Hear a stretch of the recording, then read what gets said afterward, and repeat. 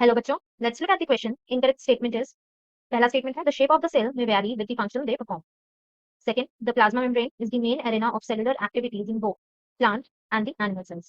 Third, ribosomes are non-membrane bound organelles found in all the cells. And fourth, animal cell contain a non-membrane bound organelle called the centriole which helps in the cell division. तो यहाँ पर जो की concept हम use करेंगे वो होगा हमारा था सेल स्ट्रक्चर।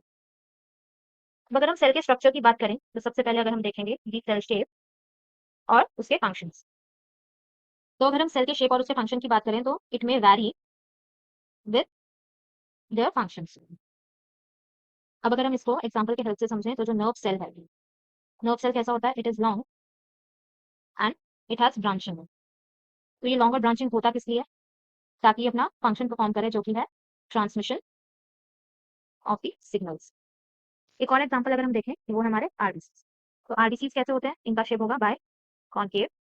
और ये बाय कॉन्केव क्यों होते हैं? ताकि जो ऑक्सीजन का ट्रांसपोर्ट है वो मैक्सिमम हो जाए, to maximize the oxygen transport. Next अगर हम बात करें अबाउट द प्लाज्मा मेम्ब्रेन, तो जो प्लाज्मा मेम्ब्रेन होता है उसमें सेलुलर एक्टिविटीज होती हैं, ये प्रोटेक्शन के लिए यूज होगा। So the plasma membrane is crucial for the protection. और ये किसको प्रोटेक्शन प्रोवाइड करेगा? To the cell. इसके अलावा ये रेगुलेट करेगा मूवमेंट को of the substances in and out, मतलब एंट्री और एग्जिट में भी इसका रोल होगा। इवन दो यहाँ पर रेगुलेशन हो रहा है सब्सटेंस का इन और आउट, पर ये प्राइमरी लोकेशन नहीं है सारी सेलुलर एक्टिविटीज के लिए। नेक्स्ट है हमारे पास दी साइटोप्लाज्म। अब अगर हम साइटोप्लाज्म को देखें तो साइटोप्लाज्म के अंदर क्या क्या होगा? It includes the contents inside the plasma membrane. तो जो प्लाज्मा मेम्ब्रेन के अंदर जितने भी कंटेंट्स होंगे वो सब साइटोप्लाज्म के अंदर प्रेजेंट होंगे। पर यहाँ पर एक एक्सेप्शन है, that is the nucleus. Cytoplasm के अंदर वेरियस ऑर्गेनेलीज प्रेजेंट होंगी जैसे कि माइटोकॉन्ड्रिया, राइबोसोम एक्सेट्रा। ऑर्गेनेल्स के साथ साथ इसके पास साइटोसोल भी प्रेजेंट है। साइटोसोल क्या है? It is the fluid component. तो साइटोप्लाज्म के पास वेरियस ऑर्गेनेल्स प्रेजेंट है, साइटोसोल प्रेजेंट है। देयरफॉर जो साइटोप्लाज्म होगा यहाँ पर मोस्टली सारी एक्टिविटीज होंगी। तो cytoplasm is the part where most of the cell's metabolism या मेटाबॉलिक एक्टिविटी अकर। इन एक्टिविटीज में प्रोटीन सिंथेसिस भी इंक्लूड होगा। It includes the protein synthesis,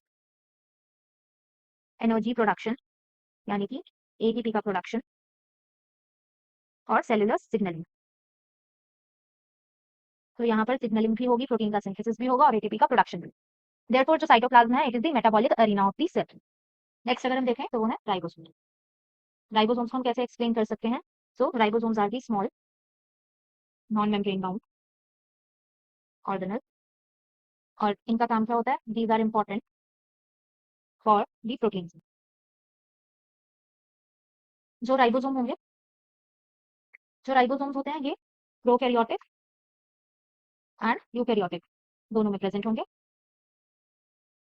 next we have is the centriole.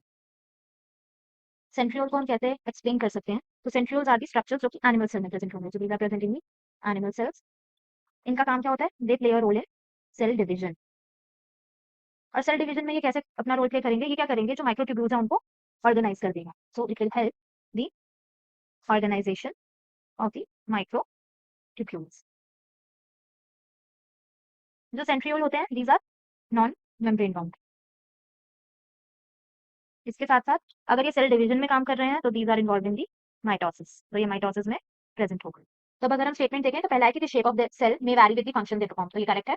अभी हमने देखा कि वो फंक्शन के अकॉर्डिंगली अपना शेप चेंज कर सकते हैं, जैसे कि नर्व सेल वो लॉन्ग और ब्रांचिंग होगा क्योंकि उसे ट्रांसमिशन करना होता है। Next, plasma membrane is the main arena of the cellular activities in both plant and animals, तो ये इनकरेक्ट है क्योंकि जो प्लाज्मा मेम्ब्रेन होता है उसमें ये सब कुछ नहीं होगा, प्राइमरी साइट नहीं होती। इसके अलावा यहाँ पर जो साइटोप्लाज्म होता है that is the main site और द मेन एरिना जहाँ पर मेटाबॉलिक एक्टिविटीज होंगी। Next, ribosomes are the non membrane bound organelles found in all the cells. This is correct क्योंकि जो राइबोसोम्स है वो प्रोकैरियोटिक और यूकैरियोटिक दोनों में प्रेजेंट होता है और इनके पास मेम्ब्रेन नहीं होता, they are non membrane bound. Last की एनिमल सेल के पास एक नॉन मेम्ब्रेन बाउंड ऑर्गेनल होता है जिसे सेंट्रियोल बोलते हैं, जो कि सेल डिवीजन में हेल्प करता है। तो ये स्टेटमेंट भी हमारा करेक्ट है क्योंकि जो सेंट्रियोल है उसके पास मेम्ब्रेन नहीं होगा और वो सेल डिवीजन में हेल्प करेगा। कैसे? By the organization of the microtubules. तो ये स्टेटमेंट हमारा करेक्ट है। So option second will be the incorrect statement. Therefore, option B will be the correct answer. I hope you guys understood it well. Best of luck.